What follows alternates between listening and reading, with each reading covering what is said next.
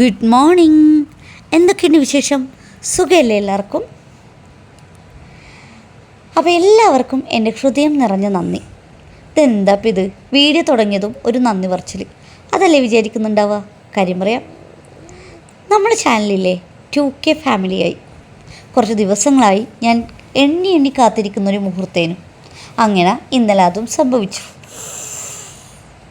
കഴിഞ്ഞൊരു 2-2.5 അല്ല, ഒരു 3 കൊല്ലത്തോളമായി നമ്മൾ 1K ഫാമിലി ആയിട്ട്. അതിനുശേഷം കാര്യമായ പുരോഗതിയൊന്നും നമ്മളെ ചാനൽ ഉണ്ടായിട്ടില്ല. അതിൻ്റെ കാരണവും ഞാൻ തന്നെയാണ്. കൃത്യമായിട്ട് വീഡിയോസൊന്നും ഞാൻ അപ്ലോഡ് ചെയ്തിരുന്നില്ല. കൺസിസ്റ്റൻസി യൂട്യൂബ് ഗ്രോത്തിൽ വളരെ ഇമ്പോർട്ടൻ്റ് ആയിട്ടുള്ളൊരു കാര്യമാണ്. അത് ഞാനിപ്പോൾ പഠിച്ചു വരുന്നു. നമ്മൾ ഈ ചാനൽ തുടങ്ങുന്നത് ഒരു പ്രത്യേക സാഹചര്യത്തിലാണ്. പ്രത്യേക സാഹചര്യം എന്ന് പറയാൻ പറ്റില്ല, എന്നാലും നമ്മളൊട്ടും വിചാരിക്കാതെ ഒരു സമയത്താണ് നമ്മൾ ഈ ചാനൽ അങ്ങ് സ്റ്റാർട്ട് ചെയ്തത്. പ്രത്യേകിച്ച് ലക്ഷ്യങ്ങളൊന്നുമില്ലാതെ സ്റ്റാർട്ട് ചെയ്തൊരു ചാനൽ. ഒരേ ഒരു കാര്യം മാത്രമേ ഉണ്ടായിരുന്നുള്ളൂ. ഒരു 4 വർഷം മുന്നേയുള്ള കാര്യമാണ് ഞാൻ പറയുന്നത്. അന്ന് എൻ്റെ നാട്ടിലെ തെറ നടക്കുന്ന സമയത്ത് ഞാൻ കുറച്ച് വീഡിയോസൊക്കെ എടുത്തിരുന്നു. അപ്പോൾ ആ വീഡിയോസ് എനിക്ക് ഡിലീറ്റ് ചെയ്യാൻ തോന്നാത്തത് കൊണ്ടും നമ്മുടെ മൊബൈലിൽ മെമ്മറി വളരെ കുറവായതുകൊണ്ടും ഞാൻ എന്ത് ചെയ്തു, അത് യൂട്യൂബിലേക്ക് അപ്ലോഡ് ചെയ്യാമെന്ന് വിചാരിച്ചു. അങ്ങനെ ഒരു രാത്രി അങ്ങ് അപ്ലോഡ് ചെയ്തതാണ്. യൂട്യൂബ് എന്താണെന്നോ അതെങ്ങനെ മാനേജ് ചെയ്യണമെന്നോ ഒന്നും എനിക്ക് അറിഞ്ഞുകൂടേനു. ഇന്നും വലിയ കാര്യമായിട്ടുള്ള ഐഡിയ ഒന്നും എനിക്കില്ല. പക്ഷേ തെറേൻ്റെ വീഡിയോ ആയതുകൊണ്ടായിരിക്കും കുറച്ചധികം ആൾക്കാർ ആ സമയത്ത് നമ്മളെ ചാനൽ നോട്ടീസ് ചെയ്യുകയും സബ്സ്ക്രൈബ് ചെയ്യുകയൊക്കെ ചെയ്തിരുന്നത്. പിന്നെ ഞാൻ വിചാരിച്ചു, എന്നാൽ പിന്നെ നമ്മളെ ചാനൽ തെറയുമായിട്ട് ബന്ധപ്പെട്ടതായിക്കോട്ടെ എന്ന്. പക്ഷേ തെറ നമുക്ക് കൊല്ലത്തിലൊരിക്കലല്ലേ ഉണ്ടാവും. അപ്പോൾ പിന്നെ അതിനിടയ്ക്ക് വീഡിയോസ് ഇടണ്ടെങ്കിൽ എന്തൊക്കെ ടോപ്പിക് എടുക്കുക എന്നുള്ളത് ഇങ്ങനെ ചിന്തിച്ചു. നമ്മളെ ചാനലിനൊരു ഐഡൻറ്റിറ്റി വേണമല്ലോ, എന്താണ് എന്നുള്ളത്, എന്ത് ചാനലാണെന്നുള്ളത്. അങ്ങനെ കുറേ ചിന്തിച്ചു. ബ്യൂട്ടി ചാനലോ, ബ്യൂട്ടി ടിപ്സ് പറയുന്ന ചാനലോ, കുക്കിംഗ് ചാനലോ, അങ്ങനെ എന്തെങ്കിലും ഒരു ഐഡൻറ്റിറ്റി വേണമല്ലോ. പക്ഷേ ഈ പറഞ്ഞ കാര്യങ്ങളിലൊന്നും എനിക്ക് വലിയ കഴിവില്ലാത്തത് കൊണ്ട് ഞാൻ വിചാരിച്ചു, നമ്മൾ അത്യാവശ്യം കുഞ്ഞു കുഞ്ഞു യാത്രകളൊക്കെ നടത്താറുണ്ട്, ആ യാത്രകളൊക്കെ വീഡിയോ ആയിട്ട് അപ്ലോഡ് ചെയ്യാമെന്ന്. അങ്ങനെ ഒരു ചെറിയ ട്രാവൽ വ്ളോഗാവാമെന്ന് വിചാരിച്ചു. അങ്ങനെ കാര്യങ്ങളൊക്കെ ഇങ്ങനെ അങ്ങ് കരക്കടുപ്പിച്ച് തുടങ്ങുമ്പോഴാണ് ഞാനൊന്ന് വീണത് വലിയ കാര്യമായിട്ടല്ലെങ്കിലും എനിക്ക് നല്ല കാര്യമായിട്ട് തന്നെ പറ്റിയിരുന്നത്. എൻ്റെ മുട്ടിലെ ലിഗമെൻ്റ് അങ്ങ് പൊട്ടിപ്പോയി. കാര്യം നമ്മളെ മുട്ടിൽ ഇത്രയും ലിഗമെൻ്റ് ഉണ്ടെന്നുള്ള കാര്യം ഞാൻ അന്നാണ് മനസ്സിലാക്കിയത്.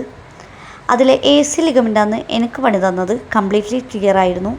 നമ്മൾ 3-4 ഹോസ്പിറ്റലൊക്കെ പോയി ഒപ്പീനിയൻസ് എടുത്തു. എല്ലാവരും ഒരേ സ്ഥലത്ത് പറഞ്ഞത് സർജറി തന്നെയാണ്. ഈ സർജറി എന്ന് കേട്ടപ്പോഴേ എൻ്റെ കിളി അങ്ങ് പോയി. പിന്നെ അതൊരു ട്രോമയായി. പിന്നെ ഊണിലും ഉറക്കത്തിലൊക്കെ സർജറി. പിന്നെ ആകെ പേടി, ടെൻഷൻ, ഒന്നും പറയണ്ട. ആ സമയത്തൊക്കെ നമുക്ക് യൂട്യൂബ് ചാനലോ അതിൻ്റെ ഗ്രോത്തോ ഒന്നും തന്നെ ചിന്തയിലില്ലേനെ. പിന്നെ ഞാൻ എങ്ങനെയൊക്കെയോ എൻ്റെ മനസ്സിനെ പാകപ്പെടുത്തി സർജറിക്കൊക്കെ ഓക്കെ ആക്കി. അങ്ങനെ സർജറി ചെയ്തു. സർജറി കഴിഞ്ഞപ്പോഴാണ് മനസ്സിലായത്, സർജറി ജസ്റ്റ് ഒരു പ്രോസസ്സ് മാത്രമായിരുന്നു. അതിന് ശേഷമുള്ള ഫേസായിരുന്നു കുറച്ചുകൂടി നമുക്ക് പ്രയാസമുള്ള ഒരു ഘട്ടം. അവിടെ നമ്മൾ മെൻ്റലിയും ഫിസിക്കലിയും നമ്മൾ വീക്കാവും. ഫിസിക്കലി ഒക്കെ നമ്മൾ വീക്കാണെങ്കിലും നമ്മൾ മെൻ്റലി നമ്മൾ സ്ട്രോങ് ആയേ പറ്റൂ. എങ്കിൽ മാത്രമേ നമുക്ക് വീണ്ടും പഴയതുപോലെ ആവാൻ പറ്റൂ എന്നുള്ള തിരിച്ചറിവ് ഒരു 2 ആഴ്ചയൊക്കെ കഴിഞ്ഞപ്പോഴാണ് എനിക്ക് കിട്ടിയത്. ആ സമയം അത്രയും വേദനയും കാര്യങ്ങളൊക്കെ ആയിട്ട് തന്നെയായിരുന്നു പോയത്.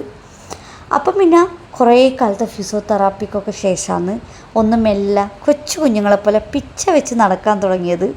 അങ്ങനെ നടക്കാനൊക്കെ ആരംഭിച്ച് മെല്ലെയാണ് ഘട്ടം ഘട്ടമായിട്ടാണ് റിക്കവറി ഉണ്ടായിരുന്നതും.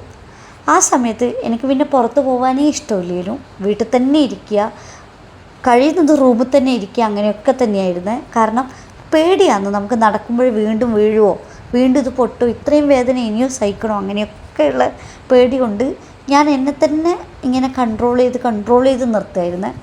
പിന്നെ ഒരു ഘട്ടത്തിൽ എനിക്ക് തോന്നി, ഇനി എപ്പോഴും ഇങ്ങനെ നിന്ന് കഴിഞ്ഞാൽ അത് പിന്നെ ഒരു ട്രോമയായിട്ട് മാറും. അങ്ങനെയാണ് മെല്ലെ ഞാൻ തന്നെ കുറച്ച് ധൈര്യമൊക്കെ സംഭരിച്ച് കുറച്ച് പുറത്തൊക്കെ ഇറങ്ങി പോകാനൊക്കെ തുടങ്ങിയത്. അതൊക്കെ റോഡ് ക്രോസ് ചെയ്യാന്ന് പറയുമ്പോൾ ചെറിയൊരു റോഡായിരിക്കും, അത് ക്രോസ് ചെയ്യുന്നതിന് എനിക്ക് ഭയങ്കര വലിയ ടാസ്ക് ആയിരുന്നു. കാരണം ഈ കാല് വെച്ചിട്ട് നടക്കാനൊന്നും പറ്റാത്തൊരവസ്ഥ ഉണ്ടായിട്ടുണ്ട്. ആ സമയത്ത് നമുക്ക് പിന്നെ ഒരു യാത്ര പോവുക, അതിൻ്റെ വ്ളോഗ് എടുക്കുക എന്നൊക്കെ പറയുന്നത് നടക്കാത്ത കാര്യമായിരുന്നു. അതുകൊണ്ട് കുറച്ച് കാലത്തേക്ക് നമ്മളെല്ലാത്തിനും ഒരു ഗ്യാപ്പായിരുന്നേ. ഇപ്പോഴും കുറച്ചൊക്കെ ഓക്കെ ആയി വന്നുകൊണ്ടിരിക്കുകയാണ്. അപ്പോഴും നമ്മൾ ചെറുതായിട്ട് നമ്മൾ യാത്രകളൊക്കെ തുടങ്ങിയിരുന്നു. അങ്ങനെ നമ്മൾ മൈസൂർ പോയപ്പോഴെടുത്തൊരു വീഡിയോ ആണിത്. എനിക്ക് ഡബിൾ ഡെക്കർ ബസ്സിൽ കയറണം എന്നുള്ളത് വലിയ ആഗ്രഹമായിരുന്നു, എൻ്റെ ചെറുതിലേയുള്ള ആഗ്രഹമാണ്. പക്ഷേ അന്നൊന്നും അത് സാധിച്ചിട്ടില്ലെങ്കിലും ഇത്തവണ നമ്മൾ ഡബിൾ ഡെക്കർ ബസ്സിൽ ഒരു ചെറിയ റൈഡ് പോയി നൈറ്റ്. അതിൻ്റെ കാഴ്ചകളാണ് ഇത്. നമ്മൾ ആ ടൗണ് മൊത്തം കറങ്ങി വരും. അപ്പോൾ നമുക്ക് 2 പേർക്ക് വന്ന് നമ്മൾ ടിക്കറ്റ് എടുത്തത്, സാത്തിക്ക് ടിക്കറ്റ് എടുത്തിട്ടില്ല. 600 രൂപയായിരുന്നു ടിക്കറ്റ് ചാർജ് ഉണ്ടായിരുന്നത്. ഇത് കുറച്ച് കൂടുതലല്ലേ എന്ന് ചോദിച്ചാൽ കൂടുതൽ തന്നെയാണ്. പക്ഷെ നമ്മളെ ആഗ്രഹത്തിന് പുറത്താണ് ഈ ഒരു റൈഡിന് പോയത്. ആ സമയം നമ്മൾ ദസറേനെ അടുപ്പിച്ചിട്ടാണ് പോയത്. അതുകൊണ്ട് തന്നെ അവിടെ ആ സമയത്ത് ഡെക്കറേഷൻസും കാര്യങ്ങളൊക്കെ സ്റ്റാർട്ട് ചെയ്യുന്നേ ഉണ്ടായിരുന്നുള്ളൂ, സെറ്റ് ചെയ്ത് വരികയായിരുന്നു. അവിടെ ഇവിടെയായിട്ട് കുറച്ച് ലൈറ്റും കാര്യങ്ങളൊക്കെ ഉണ്ടായിരുന്നു. പക്ഷെ നല്ല രസം ഉണ്ടായിരുന്നേ. നമ്മൾ നൈറ്റ് റൈഡാന്ന്, പിന്നെ ഡബിൾ ഡെക്കർ ബസ്സാന്ന്, നല്ല വെതറായിരുന്നു. അപ്പോൾ അതിൻ്റെയൊക്കെ ഒരു രസം ആ യാത്രയിലുണ്ടായിരുന്നു. പിന്നെ ഇത്രയൊക്കെ ഉള്ളൂ നമ്മളെ വീഡിയോ.